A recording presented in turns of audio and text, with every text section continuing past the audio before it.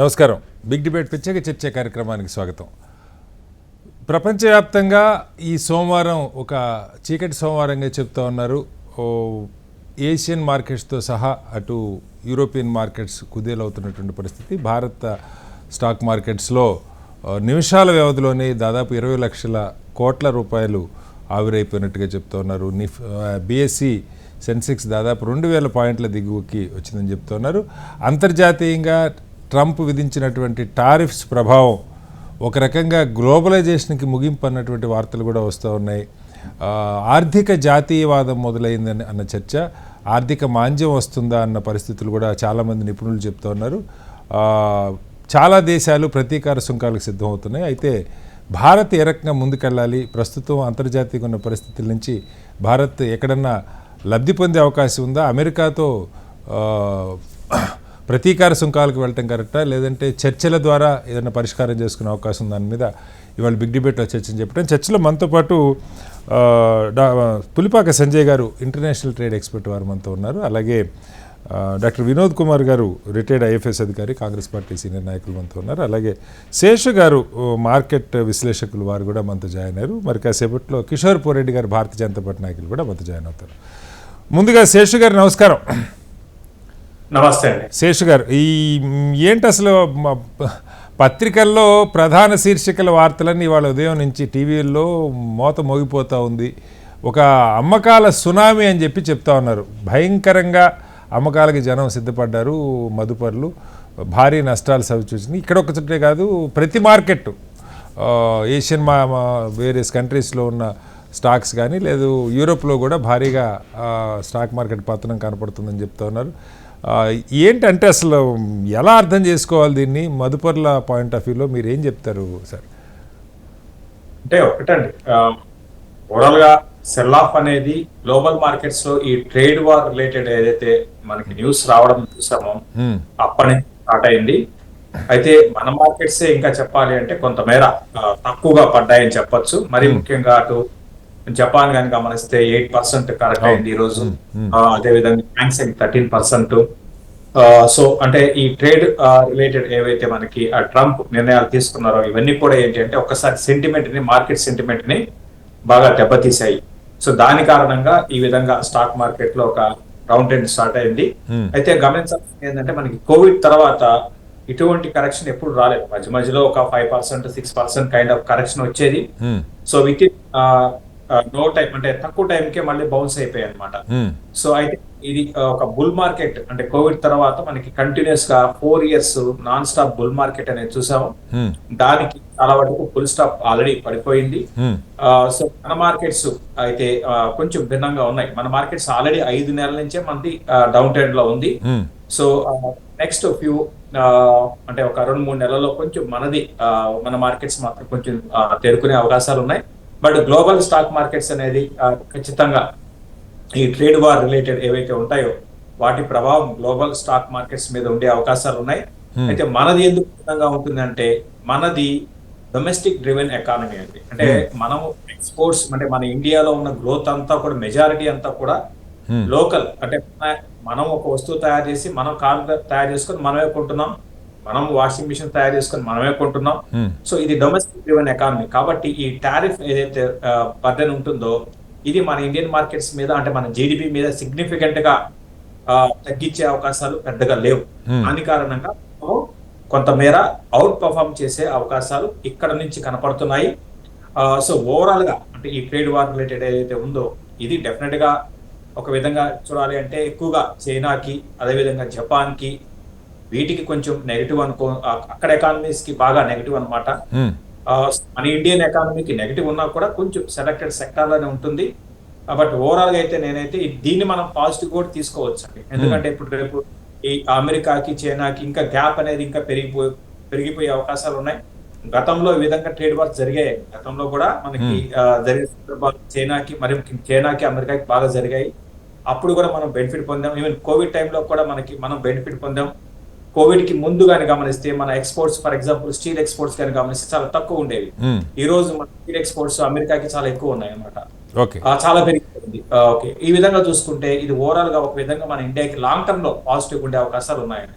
అంటే ఇది ఒకటే కాకుండా సార్ ఇప్పుడు అంటే మళ్ళీ ఇంకొక వార్త రేపు 9వ తారీఖున ఆర్బీఐ అది సమీక్ష చేయబోతుంది. అది కూడా కొన్ని నిర్ణయాలు మార్కెట్కి ఇబ్బందికరంగా ఉంటాయన్న సెంటిమెంట్ కూడా పనిచేసింది అంటూ ఉన్నారు. అలాగే అంటే ప్రపంచవ్యాప్తంగా 2008 తర్వాత ఆర్థిక మాంద్యం అన్నది లేదు, కానీ పెద్దగా మనకి కొంత అప్స్ అండ్ డౌన్స్ ఉండొచ్చు, కొంత కరెక్షన్స్ ఉండొచ్చు, కానీ మొట్టమొదటిసారి ఒక గందరగోళ వాతావరణం. ఇప్పుడు ఆక్వా రైతుల గురించి ఏపీ సీఎం చంద్రబాబు గారు లెటర్ రాశారు. ఇవాళ మన బిగ్ షాట్స్ అనుకున్న వాళ్ళే దాదాపు 45 లక్షల కోట్ల మనీ ఆవిరైందని అంటూ ఉన్నారు. చాలా రంగాలు ఎగుమతులు దాదాపు 5.5-6 బిలియన్ డాలర్ల ఎగుమతులు కూడా షింక్ అవుతాయని చెప్తూ ఉన్నారు. ఆ ట్రేడ్ డెఫిసిట్ ఫుల్ఫిల్ అయ్యే వరకు ఆయన ఈ సుంకాలను ఇలాగే విధిస్తారని చెప్తున్నారు. కొన్ని తనకు అనుకూలమైన దేశాలతో, ఉదాహరణకి ఇజ్రాయెల్తో ఈరోజు నెతన్యాహుతో చర్చలు జరుగుతూ ఉన్నాయి, కొంత టారిఫ్స్ రిలాక్స్ చేసే అవకాశం ఉందంటున్నారు. భారత్ కూడా అలాంటి ప్రయత్నం అంటే రివెంజ్ లాగా ప్రతీకార సుంకాలు కాకుండా చర్చల ద్వారానే ఏదైనా పరిష్కారం అవుతుందా, ఆశించవచ్చా ట్రంప్ నుంచి అలాంటి స్పందన? ఏం చెప్తారు? డెఫినెట్ గా అండి, భారత్ కి అంటే అమెరికా అంటే ప్రస్తుతం ఎలా ఉంటుందంటే, ఇంకోటి కూడా చెప్తాను. సో ట్రంప్ నిర్ణయాలు ఎలా ఉంటాయంటే దేర్ ఇస్ నో గ్యారంటీ అండి. ఈ రోజు ఈ నిర్ణయం తీసుకుంటే రేపు ఇంకొక నిర్ణయం తీసుకునే అవకాశాలు ఉంటాయి. తర్వాత ముఖ్యంగా కొన్ని దేశాలని మరి ముఖ్యంగా లైక్ చైనా కానివ్వండి, మరి ఎక్కువగా చైనాని బాగా దెబ్బతీసే దేశంతో గతంలో మనం చూసాం, కోవిడ్ టైంలో కూడా అన్ని దేశాలు చైనాని పక్కన పెట్టేసాయి అనమాట. సో ఏవైతే నిర్ణయాలు ఏవైతే ఉన్నాయో అవి ఇండియాకి పాజిటివ్ గా కావచ్చు అండి. అంటే ఎందుకు చెప్తున్నా అంటే ఇండియన్ ఎకానమీ అనేది నెక్స్ట్ డెకేడ్ కావచ్చు, తర్వాత నెక్స్ట్ 15 ఏళ్ళు కావచ్చు, నెక్స్ట్ 20 ఏళ్ళు కావచ్చు, డెఫినెట్ గా మంచి గ్రోత్ కనపరిచే అవకాశాలు ఉంటాయి. కాబట్టి అమెరికాకి ఒక ఇండియా అనేది ఒక పెద్ద బిజినెస్ హబ్ అండి. సో అమెరికా మన ఇండియాని వదులుకోదు. వేరే చిన్న చిన్న దేశాల్లో పక్కన పెడితే మన ఇండియా అనేది పెద్ద మార్కెట్, 135-140 కోట్ల మంది పాపులేషన్ ఉన్న దేశం. ఈ రోజు మనం చూస్తే మనం ఒక ల్యాప్టాప్ కొనాలన్నా ల్యాప్టాప్ హెచ్పి ఎవరిది అంటే అమెరికన్ కంపెనీది. తర్వాత మైక్రోసాఫ్ట్, అందులో ల్యాప్టాప్ కొనగానే మనం మైక్రోసాఫ్ట్ ఇన్స్టాల్ చేసుకుంటాం, అది ఎవరిదండి?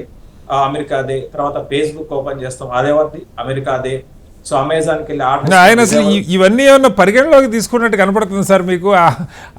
అమెరికాతో మనసి ఉదాహరణకి యాపిల్ కంపెనీ ఇక్కడ తయారైనటువంటి ఐఫోన్స్ నిన్న 2 రోజుల్లో ఈ టారిఫ్స్ పెంచక ముందే అమెరికాకి షిఫ్ట్ చేసుకున్నారు అని చెప్తున్నారు. అంటే తన దేశీయ కంపెనీలైనా లేకపోతే మరొకటైనా అసలు చాలా అంటే అడమెంట్గా ఇవాళ కూడా మాట్లాడాడు ఆయన. అక్కడ పెద్ద ఎత్తున నిరసనలు జరుగుతున్నా, ప్రపంచవ్యాప్తంగా నిరసనలు జరుగుతున్నా, నథింగ్ డూయింగ్, ఇలాగే ముందుకెళ్తామని చెప్తున్న పరిస్థితి కదా. అంటే ఒకటండి, మీరు గమనించాల్సింది ఇంతకుముందు ఆల్రెడీ స్టార్టింగ్ మీకు చెప్పాను ఏంటి అంటే ట్రంప్ నిర్ణయాలు గ్యారంటీగా ఉండవు. అంటే ఈ రోజు నిర్ణయం ఉంటే రేపొద్దున మళ్ళీ మార్చుకోవచ్చు. ఓకే. సో ఎప్పుడు ఎలా ఉంటారో ఎవరికి తెలియదండి. మూడ్ స్వింగ్స్ అనేది చాలా ఎక్కువ ఉంటాయి. సో ఏమవుతుందంటే అమెరికాకి ఇట్లా ఈ విధంగా ఉంటే చాలా ఇబ్బంది అవుతుందండి ఫ్యూచర్ లో. ఇప్పుడు ఒక మందు మన ఇండియాలో ఒక మందు తయారు చేసి దాన్ని ఎక్స్పోర్ట్ చేస్తే అది ఇక్కడ 150 రూపాయలకి అమెరికన్ కంపెనీ కొని వాళ్ళు బ్రాండ్ వేసుకొని దాన్ని 250 రూపాయలు అమ్ముకుంటారు. కానీ ఈ ఎక్స్పోర్ట్స్ ఈ విధంగా మనకి టారిఫ్స్ పెంచితే వాళ్ళు అక్కడ దాన్ని తయారు చేసుకోవాలంటే వాళ్ళకి 200 రూపాయలు అవుతుంది.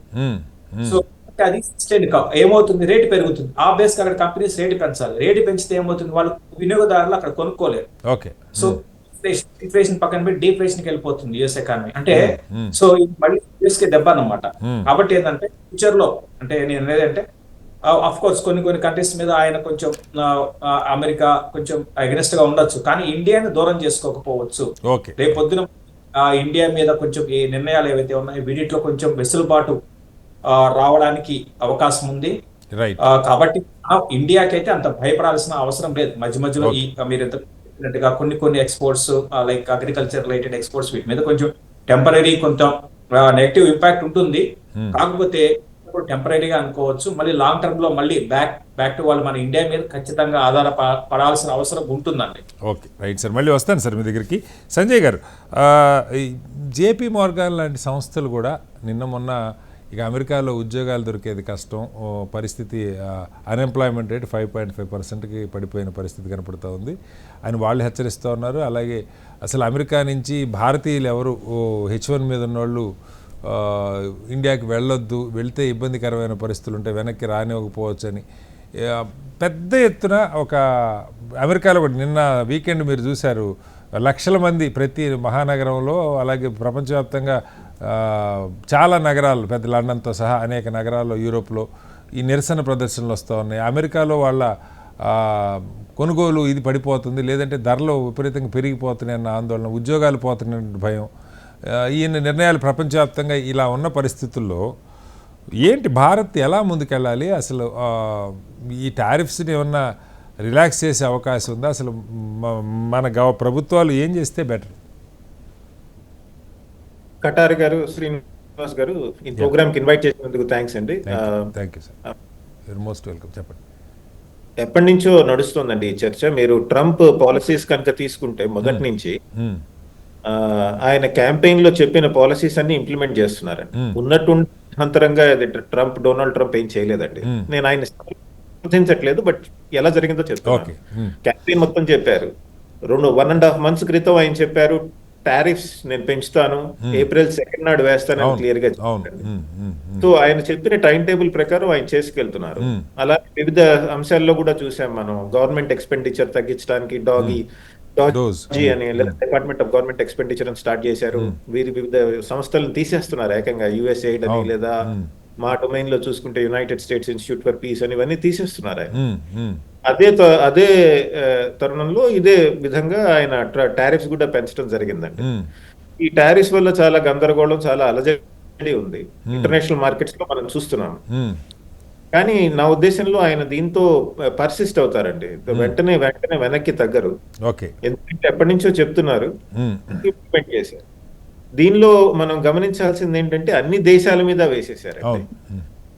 సో అందరూ ఒకటే విధంగా నష్టపోతారు, లాభపడచ్చు.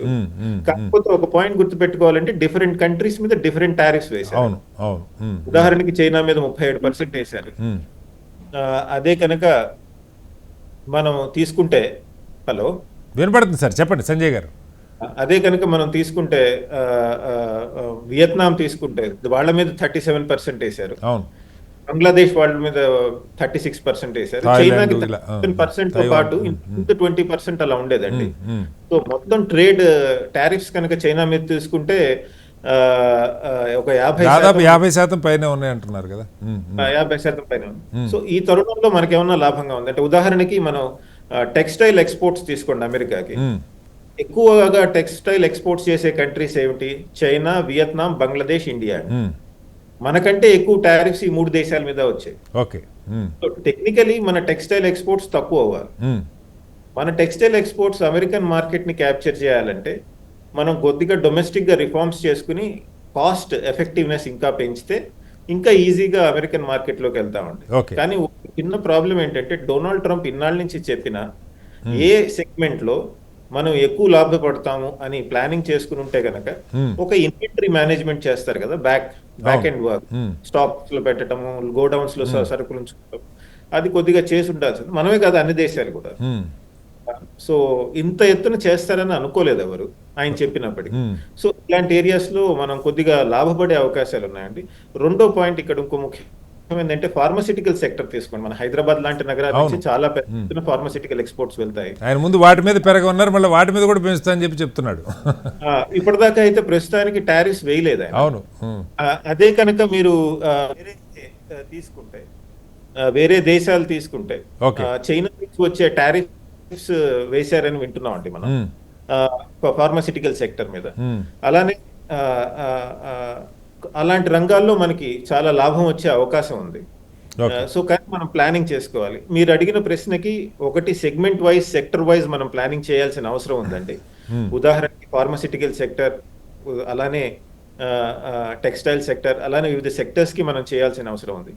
మరో ముఖ్యమైన అంశం మనం గుర్తుపెట్టుకోవాల్సింది ఏంటంటే, ఇండియా బైలాటరల్ ట్రేడ్ అగ్రిమెంట్ మీద నెగోషియేట్ చేస్తుందండి ఎప్పటి నుంచో. మనం కనుక యునైటెడ్ స్టేట్స్ తో త్వరితగతిన బైలాటరల్ అగ్రిమెంట్ కనుక చేసుకుంటే, మనకి ఇండియాకి మధ్య టారిఫ్ వార్ వల్ల ఇలాంటి అన్ప్రిడిక్టబుల్ డెసిషన్స్ నుంచి మన ఎక్స్పోర్ట్స్ ని మనం కాపాడుకోవాలి. అవుతుందంటారా సార్? 2 సార్లు మొన్న దాదాపు పీయూష్ గోయల్ గారు 1 వారం రోజులు అక్కడే ఉన్నట్టున్నారు. నరేంద్ర మోడీ గారు ప్రధాని కలిసి వచ్చారు. వాళ్ళ ఎక్స్పర్ట్స్ ఇక్కడికి వచ్చి 3-4 రోజులు టైం స్పెండ్ చేశారు. కనీసం 5-6 నెలలు పైనే పడుతుందని అంటున్నారు సంజయ్ గారు. ఏదైనా వేగంగా అవుతుందా? దానిలో కూడా అంటే ఈయన భాషే డీల్ ఆఫర్స్ నాకేమైనా ఆఫర్స్తో వస్తే నేను చూస్తానంటున్న పరిస్థితి. ఏ ఆఫర్స్తో భారత్ వెళ్ళే అవకాశం ఉంది? అంటే మనం బయలాటరల్ ట్రేడ్ అగ్రిమెంట్ అమెరికాతో చేసుకునేప్పుడు మనం ఫేజ్ వైజ్ ఆలోచిస్తున్నామండి. మన ప్రైమ్ మినిస్టర్ మోడీ అలానే డొనాల్డ్ ట్రంప్ కలిసినప్పుడు సెప్టెంబర్ అక్టోబర్ కి first phase of bilateral trade agreement చేస్తామని చెప్పామండి. అంటే ఎర్లీ హార్వెస్ట్. సో దాని ద్వారా కనుక మనం చేస్తే కనుక ఒక bilateral trade agreement at least early progress సాధించాం కాబట్టి మనకి మన మీద విధించే టారిఫ్స్ మనం అడ్రస్ చేసుకోవాలి. సో ఒకటి ఫండమెంటల్ గా మనం గుర్తుపెట్టుకోవాల్సింది ఏంటంటే వరల్డ్ ట్రేడ్ ఆర్గనైజేషన్స్ దానికి అనుగుణంగా జరిగిన అగ్రిమెంట్స్ కానీ ఒప్పందాలు కానీ నార్మ్స్ కానీ ఈ రోజు కుప్పకూలిపోయాయండి. వరల్డ్ ట్రేడ్ ఆర్గనైజేషన్ అనేది ప్రపంచ వాణిజ్యాన్ని ఫెసిలిటేట్ చేసేట్టు ఆ సంస్థ వాల్యూ పోయి పరిస్థితి లేదు. ఇక ప్రతి దేశము బయలాటరల్ గా నెగోషియేట్ చేసుకుని ముఖ్యంగా అమెరికాతో ముందుకు వెళ్లాల్సి వస్తుంది. మనం ఇదే అమెరికా టారిఫ్స్ మన మీద వేయటం వల్ల అలానే యూరోప్ మీద వేయటం వల్ల యూరోప్ వాళ్ళు కూడా ఇండియాతో బయలాటరల్ ట్రేడ్ అగ్రిమెంట్ చేద్దామని ముందుకు వస్తున్నారు. సో వరల్డ్ ట్రేడ్ ఆర్గనైజేషన్ దాని యొక్క అగ్రిమెంట్స్ కుప్పకూలిపోయాయి. మనం తొందరగా బయలాటరల్ ట్రేడ్ అగ్రిమెంట్స్ చేసుకుని ముందుకు వెళ్లాల్సిన అవసరం. రైట్ సార్, మళ్ళీ వస్తాను సంజయ్ గారు మీ దగ్గరికి. వినోద్ గారు, మనం చూస్తూ ఉన్నాం ఇంత సంక్షోభంలో కూడా వారెన్ బఫెట్ అత్యధికంగా లాభపడ్డారని ఒక వార్త వచ్చింది వాళ్ళ పత్రికల్లో. దాదాపు ఇండియన్ దీనిలో ఆయన కొన్ని $1 బిలియన్ ముందే, అంటే ఇప్పుడు సంజయ్ గారు చెప్పారు ట్రంప్ ఇది దాదాపు కొన్ని నెలల నుంచి ఇది ప్రకటిస్తున్నాడు, ఆయన గెలిచారు ఏప్రిల్ 2 అని చెప్పిన తర్వాత వారెన్ బఫెట్ ముందు జాగ్రత్తగా తన ఇన్వెస్ట్మెంట్స్ని మరల్చుకొని భారీగా లాభపడ్డాడు. అలాగే ఇండియా రంగాల వారీగా కాస్త ముందు నుంచే ప్లాన్ చేసుకొని ఉండుంటే ఇంకొద్దిగా బెటర్గా ఉండేదేమో పరిస్థితి. ఇప్పటికైనా అదే ప్రయత్నం చేయాలి. ఏదో ఆయన ఎంత వేస్తారో మనం ఊహించకుండా అన్ప్రెడిక్టబుల్గా ఉన్నా చాలా భారీగానే వడ్డింపులు కనపడుతున్న పరిస్థితుల్లో ముందు నుంచి కాస్త ఆ కసరత్తు చేసుంటే బాగుండేది అని అంటూ ఉన్నారు. ఏంటి అసలు, అంటే ఎలా అర్థం చేసుకోవాలి ఇది? సరే, 2 దేశాలు ఏమైనా మన దేశ ప్రయోజనాలు మనం ఈ సంక్షోభంలో కూడా ఏదైనా పరిష్కారాన్ని వెతుక్కునే ప్రయత్నం చేయాలి కదా. వినోద్ గారు ఏం చెప్తారు? ముందుగా తోటి ప్యానలిస్ట్కు ప్రేక్షకులు అందరికీ నమస్కారం. కోర్స్ ముందుగా మనం ప్రిపేర్ అయి ఉంటే బాగుండు కదా అనే ఆలోచన మాత్రం కొంతవరకు అది అంత ఈజీ అయిన విషయం కాదు. ట్రంప్ అన్ప్రిడిక్టబుల్, అన్సర్టనిటీకి ఆయన ఒక ఉదాహరణగా మనం అనుకోవచ్చు. అదే ఈ రోజు పొద్దున ఒక మాట మాట్లాడి మధ్యాహ్నం ఒకటి మాట్లాడి సాయంత్రం ఒకటి మాట్లాడి మళ్ళీ రేపు పొద్దున్న లేచిన తర్వాత ఏమవుతుంది నేను అన్నానా అనే టైప్ లో ఉన్నాడు ఆయన. యాక్చువల్ గా ఒక అదే ఓవెల్ ఆఫీస్ లో జర్నలిస్ట్ అడిగినప్పుడు జెలెన్స్కీని నువ్వు డిక్టేటర్ అన్నావు నేను అన్నానా, ఓకే నెక్స్ట్ క్వశ్చన్ అంటే ఆయనది ఎలా ఉన్నది అని అంటే ఏమంటున్నాడో ఒక్కోసారి ఎంత డీప్ గా ఆలోచించి మాట్లాడుతున్నాడా లేకపోతే ఇష్టం వచ్చినట్టు అని దాని రియాక్షన్ ఎలా ఉంటుందో చూద్దాం అన్నట్టు ఉన్నది. కాబట్టి ఈ ట్రంప్ తీసుకునే చర్యలు అఫ్ కోర్స్ మన సంజయ్ గారు అన్నట్టు మనం ఒకసారి ఎలక్షన్ క్యాంపెయినింగ్ కనుక ఆలోచించినట్టయితే మొదటి నుంచి అంటున్నాడు. ఈ రోజు కూడా నిన్న కూడా అన్నాడు కదా, I was elected for that and I told people and then I was elected for they elected me, I am doing my duty అన్నట్టు ఏదైతే చెప్తున్నాడో. సో కొంతవరకు అంటే beyond expectation he has gone. అది నార్మల్ గా ఏమున్నది అంటే ఓకే ఇవన్నీ జరుగుతున్నాయి, ఇవి నేను కరెక్ట్ చేస్తానని ప్రతి పార్టీ అంటుంటది. ఇప్పుడు ప్రతి విషయంలో ఇప్పుడు బైడెన్ ఏం చేయలేదు, బైడెన్ అన్ని రాంగ్ చేశాడు అని ఆయన ఇచ్చిన ఏదైతే ఎగ్జిక్యూటివ్ ఆర్డర్స్ అన్ని నల్లిఫై చేసి రివర్స్ చేసి అన్ని మొత్తం చేస్తున్నాడు. అది ఒక ఆస్పెక్ట్. కానీ తను ఏదైతే అన్నాడో మేజర్ ఇష్యూస్ మీద ఏదైతే అంటే ఇంకా మెనీ ఇష్యూస్ మాట్లాడాడు ఎలక్షన్ క్యాంపెయినింగ్ కూడా, బట్ మేజర్ ఇష్యూస్ లో ఏం మాట్లాడాడు, టారిఫ్స్ మాట్లాడాడు, ఇమిగ్రేషన్ మాట్లాడాడు. సో ఇవన్నీ యాక్షన్స్ మాత్రం డే 1 నుంచి స్టార్ట్ చేసిండు. సో దానివల్ల ఇప్పుడు కొన్ని కంట్రీస్ అదే ఇప్పుడు ఒక విధంగా చెప్పుకోవచ్చు. ఎందుకనంటే ట్రంప్కు ఏది no friends no enemies, only money matters, that's all. కాకపోతే ఏంటంటే తను తీసుకున్న చర్యల వల్ల ఇప్పుడు ఎంతవరకైనా ఇప్పుడు వరల్డ్ ఎకనామిక్ ఆర్డర్ను చేంజ్ చేసిండు. ఇప్పుడు ఆయన డిస్టర్బ్ చేసిండు. అదే మొత్తం ఒక కుదుపుకి గురవుతున్న పరిస్థితి, ప్రపంచం అంతా గురవుతున్న పరిస్థితి. నేచురల్గా ఇప్పుడు మనం WTO ఇది Americans champion it. Yes. America చైనాను ఆల్మోస్ట్ ఒక అంటే ఏమన్నట్టు దొంగగా లేకపోతే వైలేటర్గా ఎప్పుడు ప్రొజెక్ట్ చేసి కంప్లైంట్ చేసేది. Okay. ఇప్పుడు చైనా WTOలో అమెరికాకి అగెనిస్ట్గా కంప్లైంట్ చేసింది. ఓకే. అంటే role reversal or systems reversal, orders అన్ని చేంజ్ అయిపోయినట్టే లెక్క అవుతుంది. ఓకే. ఓకే. అయితే ఇప్పుడు ఏమవుతున్నది, ట్రంప్ 1కు ట్రంప్ 2కు డిఫరెన్స్ ఏంటంటే, ట్రంప్ 1 ఉన్నప్పుడు of course he has done few things. ఇప్పుడు ఏంటంటే he has nothing to lose. Okay. ఇప్పుడు ఏదంటే almost more than a dictator గా బిహేవ్ చేస్తున్నాడు. Not only in economic, political గా చూసినట్టయితే ట్రంప్ కి అగెనిస్ట్ గా ఏదైతే కేసులు లాయర్స్ ఫైట్ చేశారో, జడ్జెస్ ఏదైతే వాదించారో వాళ్ళందరి మీద ನಾವು ఆల్మోస్ట్ ఏమంటారు, ఏదో కక్ష సాధింపు దాదాపు మన రాజకీయాల్లాగా వచ్చేసి అనుకోవాలి. ఎగ్జాక్ట్ కక్ష సాధించడం కాకుండా they are treated like almost terrorist like. Okay. Okay.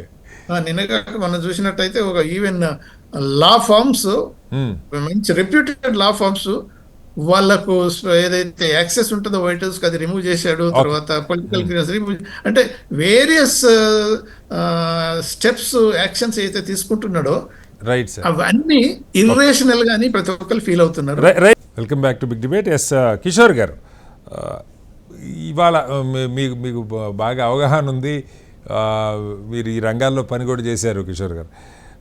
ఒక రకంగా యూకే ప్రైమ్ మినిస్టర్ ప్రకటన, ఇక గ్లోబలైజేషన్ శకం ముగిసినట్టే. ఇప్పుడే సంజయ్ గారు కూడా అన్నారు, WTO రూల్ నామినల్ అయిపోయింది. అంతర్జాతీయంగా వ్యాపార ఒప్పందాలు లేకపోతే కొన్ని సిద్ధాంతాలు, ఓపెన్ మార్కెట్, ఫ్రీ మార్కెట్, ప్రపంచమే హద్దుగా ఎదగటం, ఈ భాష అంతా ఇక క్రమంగా ఏదో రెండు దేశాలు వాళ్ళ మధ్య అంటే వాస్తవంగా అలాగే కనపడుతుంది సార్. ఇప్పుడే యూరోప్ మనతో బయలాటరల్ అగ్రిమెంట్కి వస్తుందని చెప్పి అంటూ ఉన్నారు. అంటే ఇది ఎక్కడికి దారితీస్తుంది? భారత్ ఇప్పుడిప్పుడే గ్లోబలైజేషన్ వల్ల ఈ 30 ఏళ్లలో కాస్త పెరిగే అభివృద్ధి చెందిన దేశం నుంచి ఏదో $5 ట్రిలియన్ ఎకానమీకి మనం టార్గెట్ చేసుకొని వెళ్దాం అనుకుంటున్నాం. ఈ పరిస్థితుల నుంచి సరే మనది మెజారిటీ డొమెస్టిక్ మార్కెట్ అయినా కూడా ఎదగటానికి గేట్లు ఓపెన్ లేకపోతే కుచించుకుపోతావా అన్నది ఒక అంశం. అయితే మిగతా అన్ని అసలు ఎలా అంటే ఇప్పుడు ఈ వేగంగా చర్చలు జరుగుతాయా, కొంత ముందే రంగాల వారీగా జాగ్రత్త పడి ఉంటే బాగుండేదన్న ఒక విమర్శ వస్తూ ఉంది, ఈ భారీ పతనాలు లేకుండా. ఎలా దీని నుంచి దారి ఎలా వెతుక్కోవాలి? ముందుగా శ్రీనివాస్ గారు మీకు, అట్లాగే వినోద్ గారికి, శేషు గారికి, సంజయ్ గారికి, మన HM TV ప్రేక్షకులందరికీ నమస్కారం అండి. నమస్తే సార్, చెప్పండి. మీరు చెప్పినట్లుగా ఇప్పుడు WTOనే కాదండి, ఇప్పుడు రష్యా ఉక్రెయిన్ వార్ అవుతోంది. ఇజ్రాయెల్ ఇరాన్, లేకపోతే ఇజ్రాయెల్ పాలస్తీన్ అనండి, లేకపోతే మిడిల్ ఈస్ట్ అనండి, ఎక్కడ కూడా మీకు UN కనపడదు. చూడండి, అంతకుముందు ఆఫ్ఘనిస్తాన్ అయినా కోalition ఆఫ్ ది విల్లింగ్ అన్నారు, ఇరాక్ మీద అయినా కానీ మీకు ఎక్కడ యునైటెడ్ నేషన్స్ సెక్యూరిటీ కౌన్సిల్ వారు వెళ్ళి UN, మీరు మన పీస్ కీపింగ్ ఫోర్స్లు వెళ్తా ఉంటాయి ఇండియావి, ఆ టైప్ లో ఒక UN యాక్షన్ లాగా కనపడలేదు. గత 2-3 దశాబ్దాల్లో ఇది జరుగుతూనే ఉంది. సో ఈ మల్టీలాటరల్ ఏజెన్సీస్ ఏవైతే మనము 2వ ప్రపంచ యుద్ధం అయిపోయిన తర్వాత ఆ రియాలిటీస్ ని ప్రతిబింబిస్తూ ఏదైతే క్రియేట్ చేసుకున్నామో, అది UN కానివ్వండి, లేకపోతే ఈవెన్ IMF లు కానివ్వండి, లేకపోతే వరల్డ్ బ్యాంక్ కానివ్వండి, లేకపోతే ఇప్పుడు WTO కానివ్వండి, ఈవెన్ అంతెందుకు మన ప్యారిస్ అకార్డ్ ఇవన్నీ ఉన్నాయి, ఏది మన ఎన్వైరన్మెంటల్ దీని మీద, అవన్నీ కూడా దేశాలు కొన్ని జాయిన్ అవ్వడము, కొన్ని జాయిన్ అవ్వకపోవడము, అసలు వీటికి అతీతంగా బయట కూటములు కొన్ని ఏర్పడము, వీటి ద్వారానే నడుస్తోంది. ఈ రోజు నేను UN కన్నా ఐ థింక్ నాటో మీద ఎక్కువ దృష్టి ఉన్నట్టుంది, మీరు చూసినట్లయితే, ఆ విధంగా కూడా చూసినట్లయితే. ఇప్పుడు ఆ వ్యవస్థలు ఒక పరిస్థితికి 80 సంవత్సరాల తర్వాత మీకు ఏమవుతుందంటే ఈవెన్ ఆ వ్యవస్థలు కూడా సరిపోవడం లేదు అన్న పరిస్థితికి వచ్చింది ఈ రోజు. మీరు WTO కానివ్వండి, UN సెక్యూరిటీ కౌన్సిల్ కానివ్వండి, ఈవెన్ నాటో కానివ్వండి, దాని రియాలిటీయే ఈ రోజు ఇప్పటికీ 80 సంవత్సరాలు అయింది 2వ ప్రపంచ యుద్ధం అయిపోయి. మీకు దాని తర్వాత కోల్డ్ వార్ అన్నాము, అప్పుడే నాటో వార్సా ప్యాక్ట్ అవుతలేమో కానీ, బట్ నాటో బేసికలీ ఈ రోజుకి ఇంకా మిగిలింది. కానీ USSR పతనం అయిపోయిన తర్వాత, రష్యాగా మిగిలిపోయిన తర్వాత, రష్యా టాప్ 5 ఎకానమీస్ లో కూడా లేని సమయంలో టాప్ 10 లో ఉందో లేదో కూడా సరిగ్గా చూసుకోవాలి ఇప్పుడు మనం. ఆ ఆర్థిక వ్యవస్థలో లేని సందర్భంగా దాని తర్వాత అసలు ఈవెన్ యుఎస్ఎస్ఆర్ మొత్తము ఇది కాక ముందే ఓకే నిక్సన్ సమయంలో అక్కడ డెంగ్ షాపింగ్ అనుకుంటాను వీరిద్దరి సమయంలో మొత్తం మీద లిబరలైజేషన్ ఆఫ్ చైనా, ఇంటర్నేషనలైజేషన్ కొంచెం అది ఓపెన్ అప్ అయ్యి అమెరికా చైనా సంబంధాలు ఏర్పరచుకుని మీకు అంతకుముందు రెండో ప్రపంచ యుద్ధం తర్వాత యూరోప్ ని ఎట్లాగైతే అమెరికా సపోర్ట్ చేసిందో, ఏది ఫ్రాన్స్, బ్రిటన్, జర్మనీ అన్ని కుదేలైపోయిన సమయంలో ఆర్థికంగాను టెక్నాలజీ పరంగాను ఇతరత్రా కూడా చైనా కూడా అదే విధంగా సపోర్ట్ చేశారు. చైనా ఎదుగుదలైనా యూరోప్ ఎదుగుదలైనా అమెరికా ఒక మార్కెట్ గాను ప్లస్ అమెరికా ఒక పెట్టుబడి దారుడిగాను అట్లాగే టెక్నాలజీ ట్రాన్స్ఫర్ ద్వారాను వీటన్నిటి అభివృద్ధికి మెట్లేసిందండి. ఇప్పుడు అదంతా అయిపోయింది, 80 సంవత్సరాలు అయింది. ఈ రోజు చూస్తే మీకు చైనా రెండో అతిపెద్ద ఆర్థిక వ్యవస్థగా ఉంది. చాలా విషయాల్లో మీరు హై స్పీడ్ ట్రైన్స్ దగ్గర నుంచి మొదలుపెట్టి, మీరు హైవేస్ దగ్గర నుంచి మొదలుపెట్టి, ఇన్ఫ్రాస్ట్రక్చర్ దగ్గర నుంచి మొదలుపెట్టి, షాంఘాయ్, బీజింగ్ ఇట్లాంటి పెద్ద సిటీస్ దగ్గర వరకు తీసుకెళ్తే కూడా చైనా అమెరికాకి ధీటుగాను ఇంకా ముందే ఉంది కొన్ని విషయాల్లో అన్న టైప్ లో మనం చూస్తూనే ఉన్నాం. డ్యాములు కట్టడం దగ్గర నుంచి కూడా. అది అయినా కూడా ఇంకా కూడా ఏదో అభివృద్ధి చెందుతున్న దేశం 1980లో ఇచ్చినటువంటి రాయితీలు ఇప్పుడు చైనా ఇప్పటికి కూడా ఒక పేద దేశంగాను అభివృద్ధి చెందుతున్న దేశంగా బయట నుంచి వస్తువులు ఏమైనా వస్తేనేమో హై టాక్సెస్, కానీ అమెరికాకి యాక్సెస్ మాత్రం ఫ్రీగా ఇచ్చిన అది యూరోప్కి ఇచ్చారు, చైనాకి ఇచ్చారు, అందరికీ ఇచ్చారు. ఇప్పుడు ట్రంప్ ఏమంటున్నారంటే ఇవే పాలసీస్ మనం ఇన్ని దశాబ్దాల పాటు పాటించి $30 ట్రిలియన్ ఎంతో అప్పుల్లో మునిగిపోయి మనము ఈ రోజు మనం డీఇండస్ట్రియలైజ్ అయిపోయి మన ఇండస్ట్రియల్ బేస్ అంతా కూడా షిఫ్ట్ అయిపోయి చైనాకి ఈ రోజు ఉత్పత్తి అనేది లేకుండా ఉన్న పరిస్థితి. ఇందాకే చెప్పారు కదా, ఇప్పుడు మన ఐ థింక్ శేషు గారు చెప్పినట్టున్నారు, ఒక మెడిసిన్ తయారు చేయాలంటే అక్కడ ఇట్స్ నాట్ కాస్ట్ ఎఫెక్టివ్ రావాలి. ఆ కారణంగానే మెడిసినే కాదు వెహికల్స్ కానీ ఇవన్నీ వాళ్ళు కాస్ట్ సమయంలో అర్థమైపోయింది కదండి. ఇప్పుడు ఐఫోన్స్ తయారు చేయాలన్నా, కంప్యూటర్లు ఇండియాలో తయారు చేసి తీసుకెళ్తున్నారు కదా, ఈవెన్ టాయిలెట్ పేపర్స్ అయినా కానీ చైనా మీదే ఆధారపడిపోయి ఉన్నారు. ఎందుకంటే ఉత్పత్తి రంగం అనేది కుదేలైపోయింది అమెరికాలో. మళ్ళీ ఎలా కుదేలైంది? ఇవే కంపెనీలు వెళ్ళి చైనాలో పెట్టాయి, పెట్టుబడులు పెట్టాయి, టెక్నాలజీ తీసుకెళ్లాయి, మళ్ళీ మార్కెట్ కూడా ఓపెన్ గా ఉంచాం. కానీ అమెరికన్ కంపెనీస్ కి చైనా మార్కెట్ మాత్రం ఓపెన్ లేదు అన్నది వారి కరెక్టే సార్. కాదు కిషోర్ గారు, నా పాయింట్ ఏంటంటే పోనీ ఈయన చేస్తున్న ప్రయత్నం వల్ల అమెరికాలో ఉద్యోగాల కల్పన పెరుగుతుంది, పరిశ్రమలు వస్తాయా అంటే జేపీ మోర్గన్ నిన్న ప్రకటించారు అమెరికాలో హైయెస్ట్ అన్ఎంప్లాయ్మెంట్ రేట్ క్రియేట్ కాకపోతే నీకు ఉద్యోగాల ఆశలు వదులుకోవటమే అని చెప్పి.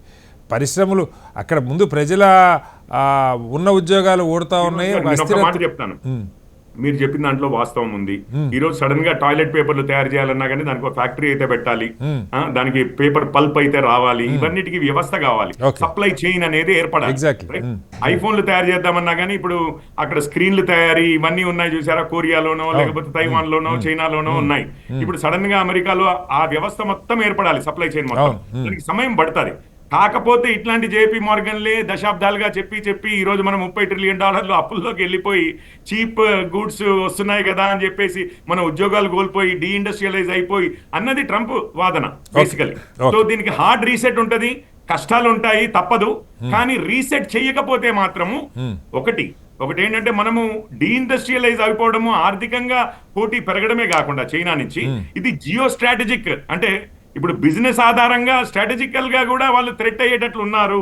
రేపు చైనా ఇది ఓకే సార్, మీరు అమెరికా పాయింట్ ఆఫ్ వ్యూలో పాయింట్స్ కరెక్టే. భారత్ ఎలా ఎదుర్కోబోతుంది అది కూడా నాకు కావాలి కిషోర్ గారు. ఎగ్జాక్ట్లీ అక్కడికే వస్తున్నాను. ఇప్పుడు మీకు యూరోప్ తీసుకున్నా మీరు ఆ వ్యవస్థ వాళ్ళ సెక్యూరిటీ అయినా కానీ ట్రేడ్ అయినా కానీ ఫేవరబుల్ టర్మ్స్ అమెరికా, చైనాదైనా కానీ అదే పరిస్థితి, జపాన్, సౌత్ కొరియా ఇవన్నీ, తైవాన్, వీటన్నిటి భద్రతకి వీటికి ఈ రోజు ఏమంటున్నారు అంటే ఈ పరిస్థితుల్లో ఇప్పుడు ప్రపంచం మారిపోయింది. కొత్త Russia is not a threat, China is a threat అన్న పరిస్థితిలోకి వచ్చింది. ఇప్పుడు వరల్డ్ ఆర్డరే రీఆర్డర్ అయ్యే పరిస్థితి అండి. అందులో ఏమనిపిస్తోంది అంటే భారత్ ఇప్పుడు చైనాని ట్యాకిల్ చేయాలంటే మీకు చీప్ లేబర్ కావాలన్నా కూడా నిజంగానే మీరు టాయిలెట్ పేపర్లు అమెరికాలో పెడతానంటే కూడా, లేకపోతే పెన్నులు సూదులు కూడా అక్కడే తయారు చేస్తాను, లేకపోతే టేబుల్లు, చైర్లు, మిషన్లు, ఈవెన్ ఐఫోన్లు కూడా అక్కడ తయారు చేయాలన్నా కానీ మీకు లేబర్ కాస్ట్ అది ఉండడం కూడా లేదు. ఇప్పుడు అంతకుముందు ఇల్లీగల్ ఇమిగ్రేషన్ ని ప్రోత్సహించారు డెమోక్రాట్స్, ఎందుకంటే ఈ లేబర్ ఫోర్సే కావాల్సి వస్తుంది అని చెప్పి. ప్రపంచం మొత్తంలో మీకు తెలిసిందే ఈవెన్ బర్త్ రేట్స్ తగ్గిపోతున్నాయి, మీకు ఎవరైతే డెమోగ్రఫిక్ డివిడెండ్ ఉంటుందో వాళ్ళదే ఫ్యూచర్ ఉంటుంది అనేది కూడా ఒకటి వాదన నడుస్తోంది. Okay. ఈ సమయంలో మీరు ఇల్లీగల్ ఇమిగ్రేషన్ తగ్గిస్తూనే బట్ మీకు ఆల్టర్నేటివ్ కావాలి. That is where India comes in to the picture అండి ఒకటి. అందుకనే మనకి మొన్న టారిఫ్లో కూడా జనవరి 20th నుంచి చూస్తే ఈ రోజు చైనా మీద 54% ఏమో పడింది, మనకి 26%, మన 50% డిస్కౌంట్ అన్న టైప్ లో మాట్లాడారు, మీరు చూసే ఉంటారు అది కూడా. అండ్ ఇతర దేశాలకి ఏమవుతుంది అంటే ఇప్పుడు వియత్నాం ఇట్లాంటివి ఉన్నాయండి, తక్కువనే ట్యాక్సెస్ వేస్తున్నాయి అమెరికా మీద, అయినా కానీ వాళ్ళకి వేశారు అని అంటే వియత్నాం ఒక కాండ్యూట్ గా చైనా తన దగ్గర నుంచి ఎక్స్పోర్ట్ చేస్తే ఎక్కువ ఇది ఉంటే వేరే దేశాల ద్వారా ఎక్స్పోర్ట్ చేస్తుందని కదా. ఇండియా వచ్చి కూడా ఎక్స్పోర్ట్ చేస్తారు, ఇండియాలో మ్యానుఫ్యాక్చర్ చేసి కూడా ఎక్స్పోర్ట్ చేసుకుంటారు. మోడీ గారు ఇది అంతా గమనించే నేను అనుకోవడం అయితే మన ప్రభుత్వం అయితే అండ్ మనం వింటున్నది కూడా, మోడీ గారు one of the first leaders to meet Trump గారు అండి. మీకు తెలిసిందే కదా జనవరి 20th కరెక్టే. ఫలితం ఏది అన్నది ప్రశ్న సార్. చాలా మంది కాంగ్రెస్ జయరాం రమేష్ గారు వాళ్ళు అదే మాట్లాడారు, ఫలితం ఏంటి మనం చేతులారా చేసుకున్న సమస్య. ఒక్క నిమిషం అక్కడికే వస్తున్నాను. Just next statement is about that. మీకు ఆ రోజు మీటింగ్ లో కూడా ఏమన్నారు అంటే ఇది జీరో సమ్ గేమ్ లాగా చూడొద్దు, ఇగో మీకు ఇంత నష్టం అవుతుంది కాబట్టి మీరు తగ్గించుకుంటే మీకు నష్టం పెరిగితే నాకు లాభం పెరుగుతుంది, నాకు లాభం పెరగాలంటే మీరు నష్టపోవాలి, లేకపోతే మీరు లాభపడాలంటే నేను నష్టపోవాలి. ఇది కాదు, జీరో సమ్ గేమ్ కాదు. ఇప్పుడు మనది $250 బిలియన్ ఏమో ఉంది trade, let's double it in the next 6 years, $500 billion అని చెప్పి ఒకటి. రెండోది ఏమంటున్నాను అంటే అసలు నిజంగానే ఈ రోజు అలైన్మెంట్ మనకు కావాల్సింది అమెరికా దగ్గర ఉంది, investment technology.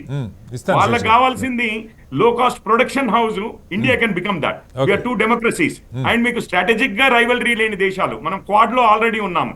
So is there an way, innovative way where India and US మీరు టారిఫ్లు పెంచుకుంటూ పోవడం కాదు, రిటాలియేటరీ టారిఫ్లు కాదు, అసలు కాంట్రేరియన్ గా వెళ్ళి అసలు టారిఫ్లే తగ్గించుకుని, అంటే అంతకి నీటి ప్రవాహానికి విరుద్ధంగా వెళ్ళి అసలు టారిఫ్లే తగ్గించుకుని ట్రేడ్ అగ్రిమెంట్ కి వద్దాము అన్నది, అది సెప్టెంబర్ వరకు డెడ్ లైన్ పెట్టుకున్నారు మోడీ గారు వెళ్ళినప్పుడే. ఇప్పటికే పీయూష్ గోయల్ గారు 2 సార్లు మీటింగ్స్ జరిగినట్టున్నాయి, కామర్స్ మినిస్ట్రీవి 2 సార్లు అమెరికాలో మీటింగ్స్ జరిగాయి. Certainly is in the way అండి. మనం ఒకటి నేను అనాలజీ చెప్తాను. మనము దాదాపు స్వాతంత్రం వచ్చినప్పటి నుంచి అంటే 1970లో మొదలైంది అనుకుంటా ఈ ఎన్విరాన్మెంటల్ మూవ్మెంట్ అనేది. స్టాక్హోమ్ లో మీటింగ్ తో అప్పుడు ఇందిరాగాంధీ గారు వెళ్ళారు. ఈ యునైటెడ్ నేషన్స్ లెవెల్లో అసలు ఎన్వైరన్మెంటల్ ప్రొటెక్షన్ దాని మీద మొదలైనప్పుడు మనది ఏముండేదంటే అప్పుడు మనం గ్లోబల్ సౌత్ ని రిప్రజెంట్ చేస్తున్నాము, అంటే పేద దేశాలన్నింటినీ రిప్రజెంట్ చేస్తున్నాము.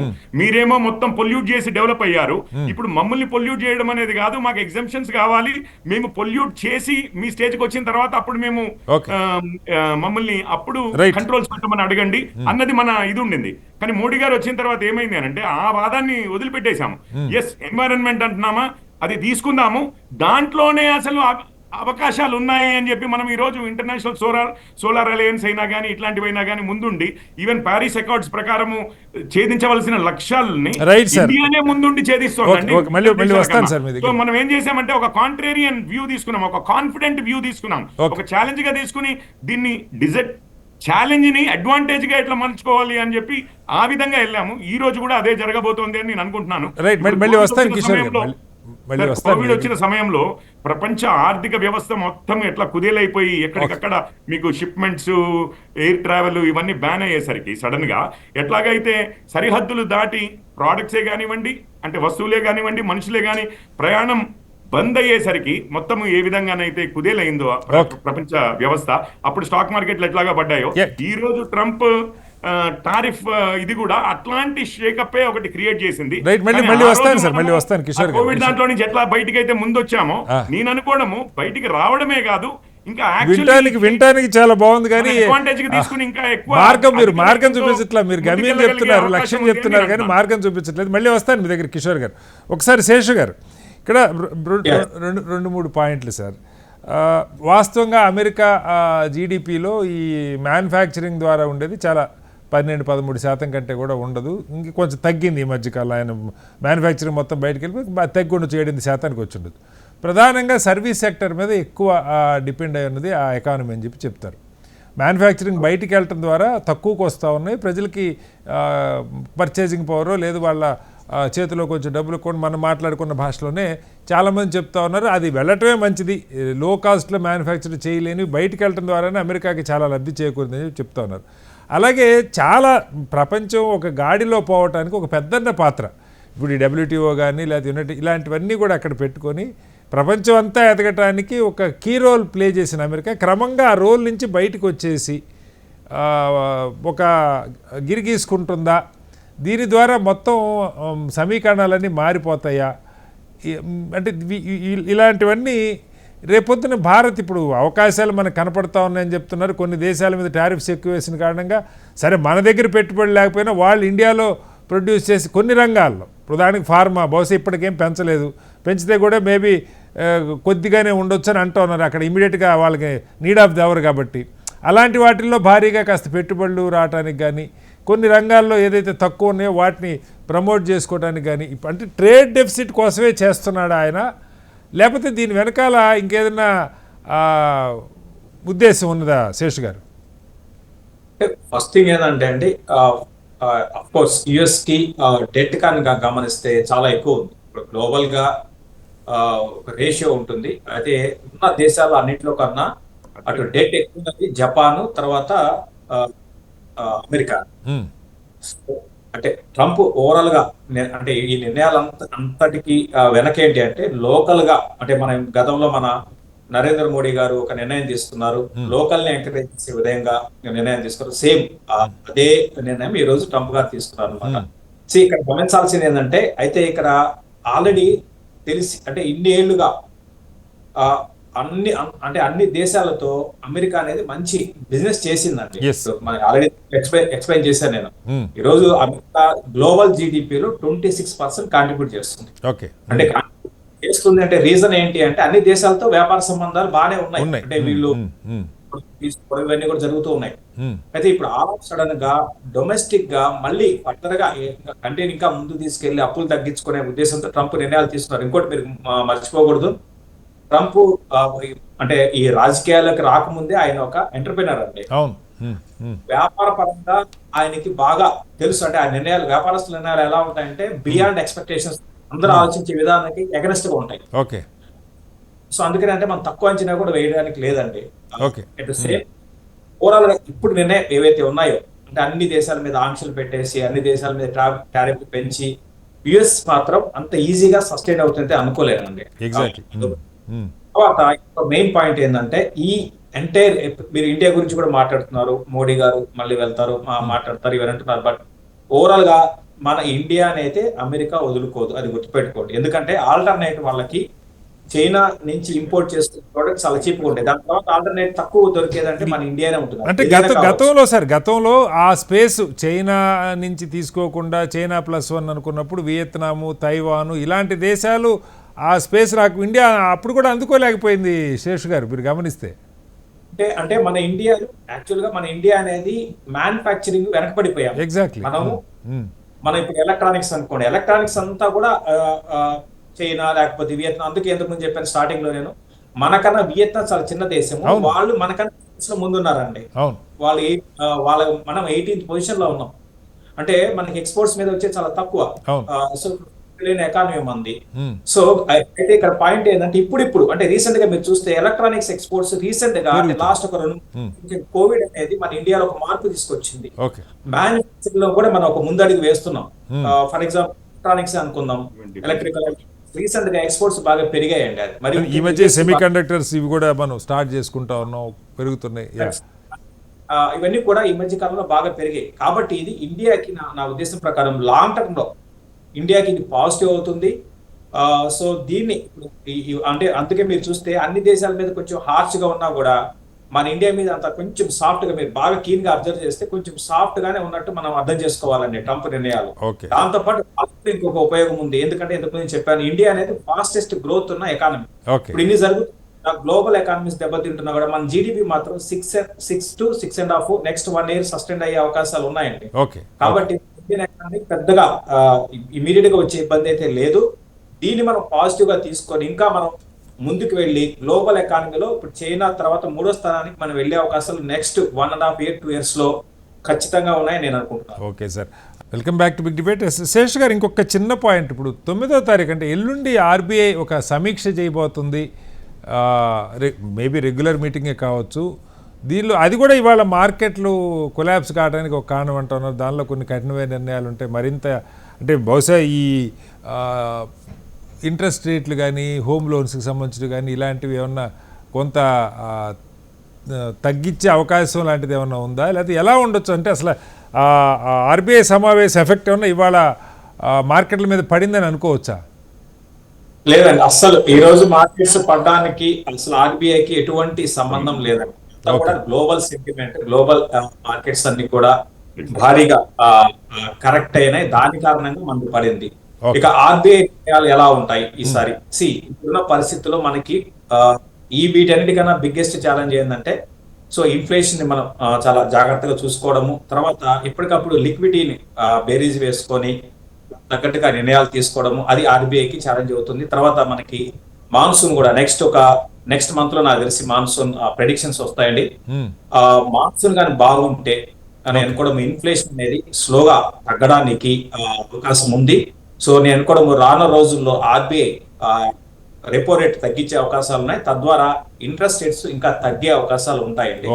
ఓవరాల్ లాంగ్ రన్ లో అయితే నేను అనుకోవడము ఒక మాన్సూన్ సపోర్ట్ చేస్తే నెక్స్ట్ 5-6 నెలల్లో కొంచెం ఇంట్రెస్ట్ రేట్స్ మాత్రం తగ్గే అవకాశాలు ఉంటాయి. ఇప్పుడున్న పరిస్థితుల్ని బేరీజ్ వేసుకున్నట్టు ఆర్బీఐ నేను అనుకోవడము డెఫినెట్ గా పాజిటివ్ నిర్ణయాలే తీసుకుంటుందండి. నెగిటివ్ గా అయితే ఇప్పుడున్న మార్కెట్ సెంటిమెంట్ ని మరింత నెగిటివ్ చేసే అవకాశం ఉండదంటారు. పాజిటివ్ గా నిర్ణయాలు తీసుకునే అవకాశాలు ఎక్కువ ఉన్నాయి. ఓకే, సంజయ్ గారు చెప్పండి. అంటే ఇప్పుడు కిషోర్ గారు చాలా అంశాలు చెప్పారు. సరే, ప్రపంచవ్యాప్తంగా పరిణామాలు ఎలా ఉన్నా మన అడుగులు ఎలా పడాలి, మన ఈ ఒక డీల్ రేపు సెప్టెంబర్కి కుదురుతుంది. ఇప్పుడున్న $120 బిలియన్ లేదా $200 బిలియన్ కాకుండా $500 బిలియన్ ఇండియా యుఎస్ మధ్య వ్యాపారం ట్రేడ్ జరిగే అవకాశం ఉందా? అమెరికా కేవలం తనకున్న ట్రేడ్ డెఫిసిట్ని ఇండియాతో పూడ్చుకోవడం కోసం లేకపోతే ఏదైనా వేగంగా స్పందన భారత్ నుంచి కోరుకుంటుందా డీల్స్ రూపంలో? ఎలా అర్థం చేసుకోవాలి? ఒకటండి, American president American economy interest చూసుకుంటున్నారు. ఆయన తన ఒక విక్టిమ్ గా చూపిస్తున్నాడు. మన మ్యానుఫ్యాక్చరింగ్ అది దెబ్బతిందని. వరకు అది వాస్తవమే. కానీ మీరు ఒకటి గమనించాల్సింది ఏంటంటే, సర్వీస్ సెక్టర్ తీసుకుంటే అమెరికా అద్భుతంగా చేస్తుందండి. ఉదాహరణకి అమెరికా టోటల్ సర్వీస్ ఎక్స్పోర్ట్స్ కనుక చూసుకుంటే $950 బిలియన్ అండి కింద సంవత్సరం. దాదాపు అంటే 1 ట్రిలియన్ అంటే వచ్చేస్తుంది అక్కడ. Almost $1 trillion. 35% of total trade service sector exports అండి. కానీ ఈ డేటాలో మనం ఒక చూడని పాయింట్ ఏంటంటే, అమెరికన్ కంపెనీస్ వేరే దేశాల్లో సర్వీస్ సెక్టర్ లో ఉన్నాయి కదా, వాటి యొక్క రెవెన్యూ ఎర్నింగ్స్ లేదా అవి చేస్తున్న సర్వీసెస్ $2.5 ట్రిలియన్ అండి 2022లో. సో అలా చూసుకుంటే అమెరికన్ ఎకానమీ చాలా పటిష్టంగా ఉన్నాయి. ఇప్పుడు కూడా అమెజాన్, ఫ్లిప్కార్ట్ ఇవన్నీ అమెరికా నుంచే వస్తున్నాయి కదా. ఎగ్జాక్ట్లీ. దాన్ని బట్టి మనం అర్థం చేసుకోవాల్సింది ఏంటంటే, స్టాక్ మార్కెట్ లో వస్తున్న అలజడి, శేషు గారు లాంటి వాళ్ళు బాగా చెప్తారు వీటి మీద, fundamentals of American economy strong గా ఉండటం వల్ల ఈ అలజడి ఏదైతే ఉందో అది షార్ట్ టర్మ్ ఉండొచ్చేమో. ఎందుకంటే అమెరికన్ ఎకానమీ ఫండమెంటల్స్ గట్టిగానే ఉన్నాయి. అలాగే మన ఎకానమీ ఫండమెంటల్స్ తీసుకున్నా కూడా ఫిజికల్ కంట్రోల్లో ఉంది, ఫారిన్ ఎక్స్చేంజ్ కంట్రోల్లో ఉంది. సో మన ఎకానమీ కూడా పటిష్టంగానే ఉందండి. ఇందాక శేషు గారు చెప్పినట్టు ఈసారి మాన్సూన్ సరిగ్గా పడితే మళ్ళీ మనం we will be back on track. And తర్వాత ఇంకోటి గుర్తుపెట్టుకోవాల్సింది ఏంటంటే, ట్రంప్ ఇది చేసింది ఇది ఫస్ట్ బుల్లెట్ మాత్రమే అండి. తర్వాత వాళ్ళ ఫెడరల్ రిజర్వ్, మన రిజర్వ్ బ్యాంక్ లాంటిది, they will be deciding on interest rates. అవి తగ్గిస్తారని చెప్తున్నారు. అవి తగ్గిస్తే గనక అమెరికా నుంచి ఎక్స్పోర్ట్స్ ఎక్కువ అవుతాయండి. ఎందుకంటే డాలర్ వాల్యూ తగ్గుతుంది కదా. That will have an impact on Chinese exports. Chinese exports costly అవుతాయి ఇంకా. సో మనం చూస్తే ఇప్పుడు చైనా మీద వేసిన టారిఫ్స్ తో పాటు దానికి ఇంకో మొట్టిగా పడుతుందండి ఇప్పుడు రాబోయేది ఫెడరల్ రిజర్వ్. తర్వాత ఇంకోటి ఏంటంటే, ట్రంప్ మ్యానుఫ్యాక్చరింగ్ తెస్తా అంటున్నారు, కానీ ఆయన ఫోకస్ కనుక మనం చూసినట్టయితే ఈ స్మాల్ మ్యానుఫ్యాక్చరింగ్ మీద ఫోకస్ చేయట్లేదు. అంటే బూట్లు చేయడం, బ్యాగులు చేయడం, ఇలాంటి వాటి మీద చేయట్లేదు. హైటెక్ మ్యానుఫ్యాక్చరింగ్ ఎలాగో అలా మళ్ళీ తీసుకురావాలనుకుంటున్నాడు. సో దానికోసం ఆయన ఇంకో థర్డ్ బాణం ఏం వేస్తారు, కార్పొరేట్ ట్యాక్సెస్ తగ్గిస్తారండి. ట్రంప్ ఫస్ట్ టర్మ్ కనుక మీరు తీసుకున్నట్టయితే అమెరికాలో కార్పొరేట్ ట్యాక్స్ 31-35% నుంచి 25-21% దించారండి. ఈసారి తన ఎలక్షన్ మేనిఫెస్టోలో ఆయన క్లియర్ గా చెప్పండి, నేను దాన్ని 15% తీసుకొస్తాను. 15% మీరు కార్పొరేట్ ట్యాక్స్ వేస్తే గ్లోబల్ గా ఉన్నటువంటి మ్యానుఫ్యాక్చరింగ్ చేసే పెద్ద పెద్ద బిజినెస్ ఫర్మ్స్ హ్యాపీ వెళ్ళి అమెరికాలో ఫ్యాక్టరీ పెట్టుకుంటే బెటర్ కదండి. ప్రిడిక్టబిలిటీ ఎక్కువ, రూల్ ఆఫ్ లా ఉంది, ఇన్ఫ్రాస్ట్రక్చర్ ఎక్కువగా ఉంది. సో ట్రంప్ ఏదో అనాలోచితంగా ధడేలమైన టారిఫ్స్ అయితే వేయట్లేదండి. ఓకే. ఒక where is a clear plan, 3-pronged strategy మనకు క్లియర్ గా కనబడుతోందండి. సో దీన్ని మనం తయారవ్వాలండి. అమెరికాలో సో మీరు చెప్పారు సార్, ఇప్పుడు అమెరికాలో కార్పొరేట్ కంపెనీలు, పెద్ద కంపెనీలు అవి లేబర్ ఇంటెన్సివ్ అయి ఉండే అవకాశం తక్కువ ఉంటుంది కదా సంజయ్ గారు. ఇప్పుడు అమెరికా లెవెల్లో లెఫ్ట్ పార్టీస్ డ్రైవ్ చేసి ఇంత పెద్ద ధర్నా జరుగుతుందంటే ప్రధానంగా అక్కడ అన్ఎంప్లాయ్మెంట్ మీద దృష్టి పెట్టుకున్నప్పుడు బడా కార్పొరేట్ కార్ మ్యానుఫ్యాక్చరింగ్ అంటే they are not going to create employment మేజర్గా. అంటే ఎప్పుడైతే పెద్ద పెద్ద కంపెనీస్ వెళ్తాయో అమెరికా మ్యానుఫ్యాక్చరింగ్ సెక్టర్ లోకి, అంటే హైటెక్ మ్యానుఫ్యాక్చరింగ్ సెక్టర్ లోకి, there will be jump in revenues, there will be jump in other activities also కదండి. ఇది కేవలం మన హైదరాబాద్ లోనే చూసాం కదండి. సాఫ్ట్వేర్ సెక్టర్ రైజ్ అయితే simple taxi services, other services పెరిగాయి. అలానే అమెరికాలో కూడా వస్తుంది. సో బ్రాడ్ గా మనం గుర్తుపెట్టుకోవాల్సింది ఏంటంటే ఇది ట్రంప్ స్ట్రాటజీ అయితే మనం ఎట్లా రెస్పాండ్. నా చర్చ అదే, మన స్ట్రాటజీ ఎలా ఉండాలని. ఒకటి మనం గుర్తుపెట్టుకోవాల్సింది ఏంటంటే చైనాకి చాలా కష్టం అవుతోందండి. చైనా కొత్త మార్కెట్లు వెతుక్కోవాలి. ఓకే. అమెరికాకు వెళ్ళలేదు. యూరోప్ వాళ్ళు ఏదో మేము చైనాతో కలిసి పని చేస్తున్నాం అని అమెరికా కోపంతో అంటున్నారు, కానీ వాళ్ళు పెద్దగా పని చేయలేరండి. Will find new markets. New markets ఎక్కడ దొరుకుతుంది? భారతదేశంలో దొరుకుతుంది. భారతదేశంలోకి రావాలంటే వాళ్ళ స్ట్రాటజీస్ తో వస్తున్నారు. నేపాల్ నుంచి గూడ్స్ పంపించాలి, బంగ్లాదేశ్ నుంచి గూడ్స్ పంపించవచ్చు, శ్రీలంక నుంచి గూడ్స్ పంపించవచ్చు. డైరెక్ట్ గా మనతో ఎలాగ ట్రేడ్ చేస్తున్నారు, అదొకటి వస్తుందండి. ఓకే. సో మనతో ట్రేడ్ చేయడానికి చైనా చాలా స్ట్రెస్ పెడుతుందండి. దానికి బార్డర్ వివాదం కూడా వాడుకునే అవకాశం ఉంది. దానికి మనం సంసిద్ధంగా ఉండాలి. అది మనం ఒకటి గుర్తుపెట్టుకోవాలండి. తర్వాత ట్రంప్ కనుక కార్పొరేట్ ట్యాక్సెస్ తగ్గిస్తే మన టాక్సేషన్ స్ట్రక్చర్ ఎలా ఉండాలి, అది కనుక మనం రెడీగా లేకపోతే మనం we will pay the price. కానీ మనకి ప్రాబ్లం ఎక్కడ వస్తుందంటే కార్పొరేట్ మన దేశంలో తగ్గిస్తే అదిగో పెద్ద వాణిజ్యవేత్తలకు మీరు ట్యాక్సీలు తగ్గిస్తున్నారని. Point is they create employment. So మనం చాలా ఫ్లెక్సిబుల్ గా ఉండాలండి. మన గవర్నమెంట్ స్ట్రక్చర్స్ కానీ, మనం ద వే వి మూవ్, అలానే మనం ఎవరైతే అనలిస్ట్ లో ఉన్నామో ఈ కాంప్లెక్సిటీని ఎక్స్ప్లెయిన్ చేయాలండి ప్రజలకి. There is no clear black and white. And బడా నేతలు లేదా దాన్ని ఏమంటారు, బడా business people, everybody is interlinked. So ఈ ఇంటర్లింకేజెస్ ని మనం అర్థం చేసుకుని క్విక్ గా మూవ్ అవటం ఎలా అని ఆలోచిస్తే సరిపోతుందండి. లాస్ట్ పాయింట్, స్థానికంగా మనం మ్యానుఫ్యాక్చరింగ్ మనం కూడా పెంచాలని ఎంతో ప్రయత్నిస్తున్నాము. దీనికి మనం ఈ గతి శక్తి ఇలాంటి ప్రోగ్రామ్స్ పెట్టారు కదా, వాటితో స్టేట్ గవర్నమెంట్స్ అవి ఎట్లా ఫాస్ట్ గా రెస్పాండ్ అవ్వాలి.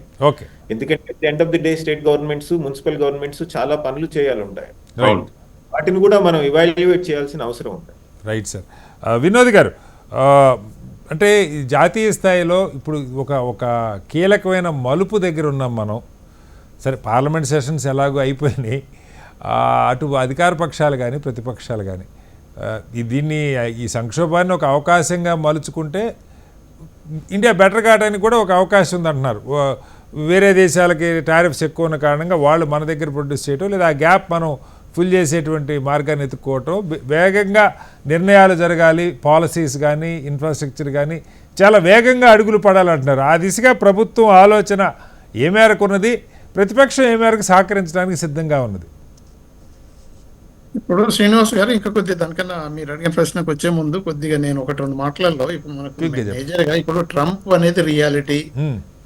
So we cannot wash it away, wish it away ఒకటి. తర్వాత అది ఎంతకాలం ఉంటుంది అనేది కనుక ఉంటే, ఇది చూడబోతే మాత్రం ఒక 3 నెలల వరకు ఒక టెంపరీ. దాని తర్వాత ఆటోమేటిక్గా కొంత స్టెబిలైజేషన్ వస్తుంది. దెన్ ఈ విల్ ఆల్సో రియలైజ్. సో దాంతో అది షార్ట్ టర్మ్ లో కొంతవరకు మనం ఏం చేయాలంటే we should have some patience. అది ఇట్స్ ఏ మస్ట్.